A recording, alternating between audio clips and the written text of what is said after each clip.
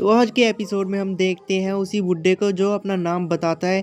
मेरा नाम योंगरिव ली है। मुझे हाल ही में मुरिम स्पेशल अफेयर बुरेली में सेक्शन चीफ चुना गया है। ये बिल्कुल वैसा नहीं है जैसा मैंने सोचा था, लेकिन मुझे लगता है कि ये हमारे मिलने के लिए बुरी जगह नहीं है। सीलिन कहता है, आखिर तुम मुझसे क्यों मिलना चाहते थे? तभी चीफ के साथ का बंदा कहता है, अरे चिंता की कोई बात नहीं है, सेक्शन चीफ ली बस रुकना चाहते थे। तभी चीफ बोलता है, तुम गुमरियों को जानते हो ना, थोड़ा सा भाई नाम मुश्किल है इसका लेना, लेकिन चलो छोड़ो। चीफ के साथ का बंदा कहता है, सर, लेकिन चीफ बोलता है, मुझे लगता है ये क्वेश्चन तुम्हारे लिए अनकंफर्टेबल है। इसका जवाब देना तुम्हारे लिए मुश्किल है, क्योंकि तुम्हारा मास्टर मार्शल आर्ट की दुनिया में सबसे बड़े दर्जे से जाने जाते हैं। मुझे यकीन है कि तुमने गुमरियों के बारे में कहानियाँ सुनी होगी। अब वो शैडो वॉरियर नाम के ग्रुप का हेड बन गया है। जब से वो उनके ग्रुप का हेड बना है तब से वो और स्ट्रॉन्ग हो चुके हैं। अब वो अपना बॉर्डर पार नाम बढ़ा रहे हैं। अगर वो इसी तरह चलते रहे तो वो दुनिया पर भी कब्जा कर लेंगे, और मुझे लगता है कि वो लोग हाल ही में मार्शल आर्ट की दुनिया तक पहुंच रहे हैं। सीलिन कहता है, आप क्या कहने की कोशिश कर रहे हैं? चीफ कहता है, हम आपसे सावधानी और मदद मांग रहे हैं। मैं जानता हूं कि सरकार और मुरीम के एक दूसरे के मामले में नहीं आना चाहिए। हम किसी इंटरनेशनल टेररिस्ट ग्रुप को अपने देश में आतंक फैलाने नहीं दे सकते। तो क्या तुम गुमरियों के बारे में कुछ जानते हो? सीलिन चीफ के ऊपर अटैक करता है और कहता है, मैं एक बात बता दूं, गुमरियोंग मेरे लिए एक दुश्मन से ज़्यादा कुछ नहीं है, तो मुझे इस बकवास बात से फिर कभी परेशान मत करना। और यहाँ से सीलिन चला जाता है। चीफ के साथ का बंदा कहता है, सर, उसके बारे में आपका पहला इंप्रेशन अच्छा नहीं था। तभी चीफ कहता है, काफ़ी कुछ ऐसा है जो मुझे बताया गया था, उसके आधार पर मैंने उम्मीद की थी कि वो सिर्फ शौकिया होगा, लेकिन वो मेरी कल्पना से कहीं अधिक साहसी है।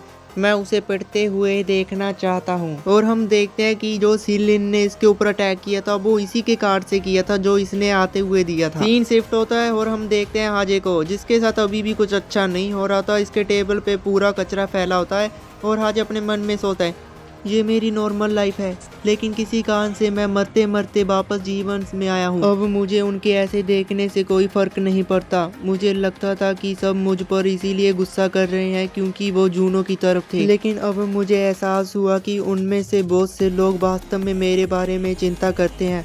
शायद उन्होंने इस बात पर ध्यान ना देने का नाटक किया क्योंकि उन्हें डर था कि कहीं यूनो उनके पीछे ना आ जाए। यही वजह थी।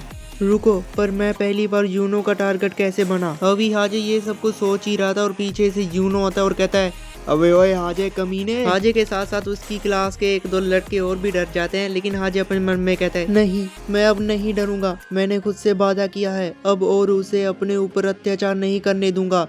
अगर वो मुझे मारने के लिए आगे बढ़ेगा तो मैं फाइट करूंगा, भले ही मैं सिर्फ एक पंच ही क्यों ना मार पाऊँ। हाजे रेडी हो जाता है यूनो के साथ फाइट करने के लिए, लेकिन यूनो आता है और एक पंच में ही हाजे को लेटा देता है। यूनो कहता है, पहले ये सब क्या था, बता मुझे, तू क्या सोच रहा है?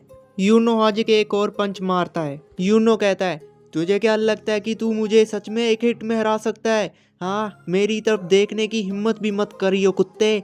मैंने तुमसे एक सवाल पूछा था, जवाब दे मुझे, बोल जल्दी से। तभी पीछे से आवाज आती है, स्टॉप प्लीज, लंच टाइम होने वाला है, रुक जाओ। और हम देखते हैं कि ये एक लड़की होती है। यूनो कहता है, क्या तुम्हें मुझे बीच में ही टोका? तुम में इतनी हिम्मत है? हम देखते हैं इसने हाजे को मार मार के कुत्ता बना दिया होता है। यूनो उस लड़की के तरफ बढ़ रहा होता है और उसका दोस्त उसे रोकने की कोशिश करता है। मेरे डैड कोरिया के सबसे बड़े वकीलों में से एक है। अगर मैं स्कूल में थोड़ी सी परेशानी पैदा करता हूँ, तुम्हें क्या लगता है मेरे साथ क्या होगा? चलो बताओ, चलो तुम्हें दिखाई देता हूँ कि जब मैं परेशानी खड़ी करता हूँ तो क्या होता है। तभी पीछे से आवाज आती है, हे यूनो, तुम्हें मुझसे लड़ना चाहिए, कम ऑन। मुझे अभी याद आया, यूनो ने मुझे बुलिंग करना कैसे शुरू किया। मैंने किसी ऐसे की मदद करने की कोशिश की जिसे यूनो परेशान कर रहा था, और मेरे साथ यही हुआ।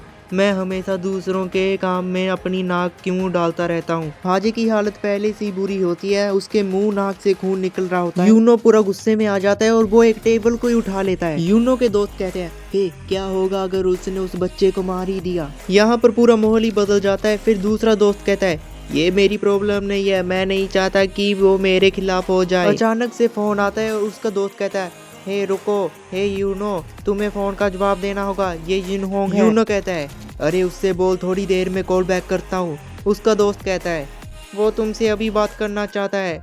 यूनो गुस्से में आ जाता है और कहता है अरे कमीने तू रुक 2 मिनट पहले कॉल पे बात कर लूं। यूनो टेबल को भगा के मारता है और हाजे डरा हुआ खड़ा रहता है। यूनो बात करने लग जाता है हाय जिनू होंग।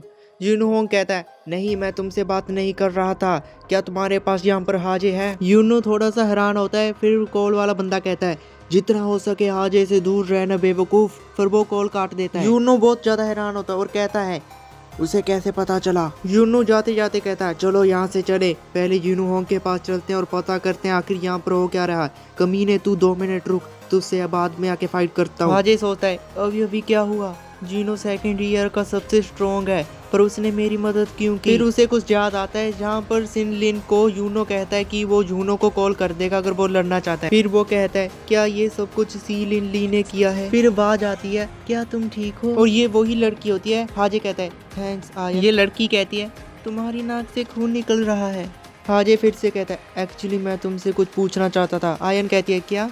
फिर सीन शिफ्ट होता है। हाजे कहता है क्या सीली इस क्लास में है। पहले वाला लड़का कहता है अरे तुम्हारे चेहरे को क्या हो गया है। हाजे हंसता है पहले वाला लड़का कहता है हाँ वो इसी क्लास में है। तो हाजे कहता है तो क्या मैं उससे मिल सकता हूँ। दूसरा लड़का बोलता है लेकिन वो काफी समय से स्कूल नहीं आया। पहले वाला कहता है हाँ हमारे टीचर को भी नहीं पता कि वो कहाँ है। हाजे अपने मन में सोचता है तो फिर मैंने पहले उस दिन किसे देखा था, क्या वो सच में एक भूत था।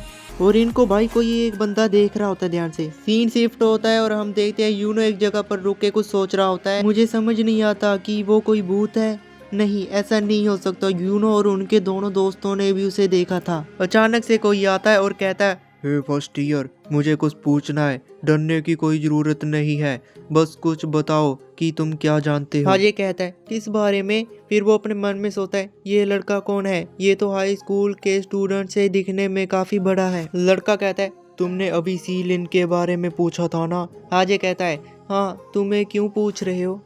पीछे से आवाज आती है एक्सक्यूज मी।